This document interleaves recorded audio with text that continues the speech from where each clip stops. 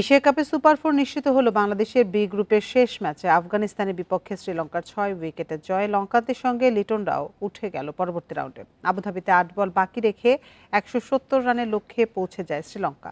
Group পর্ব শেষে কোনো বিরতি নেই। দুবাইয়ে সুপার 4-এর প্রথম ম্যাচে কালে মুখোমুখি হচ্ছে বাংলাদেশ শ্রীলঙ্কা। শ্রীলঙ্কার জয় বাংলাদেশি উচ্ছ্বাস। লঙ্কানদের চেয়ে খুশির মাত্রা কোনো অংশে কম নয় টাইগার সমর্থকদের, কারণ আফগানদের বিপক্ষে এই জয়ে শ্রীলঙ্কার সাথে বাংলাদেশও উঠে গেল পরবর্তী রাউন্ডে। জটিল সমীকরণের বেড়াজালে বাদের শঙ্কায় থাকা লিটনরা শনিবারই আবার এশিয়া কাপের লড়াইয়ে নামবে। দুবাই সুপার 4-এর প্রথম ম্যাচে বি গ্রুপের চ্যাম্পিয়ন শ্রীলঙ্কার চ্যালেঞ্জ নিবে বাংলাদেশ।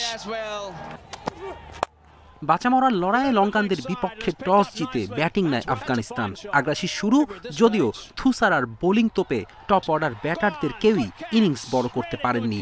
গুরবাজকে ১৪ রানে ফেরানোর পর অটল ও জানাতকে বোল্ড করেন থুসারা। এরপর জাদরান, রাসুলি, ওমরজাও ব্যাটিংয়ে ব্যর্থ। শেষে জ্বলে ওঠেন মোহাম্মদ নবী। তার ২২ বলে ৬০ রানের ইনিংসে লঙ্কানদের ১৭০ রানের টার্গেট ছুড়ে দেয় আফগানিস্তান।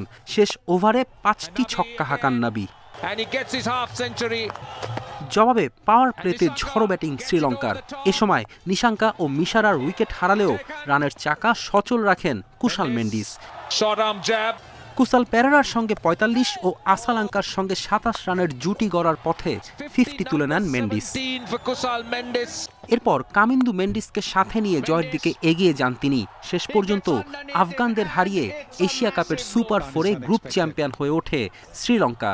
সেই সাথে বাংলাদেশও সুপার 4-এ লঙ্কানদের সঙ্গী হল। ফেরদৌস ইসলাম, ইন্ডিপেন্ডেন্ট নিউজ।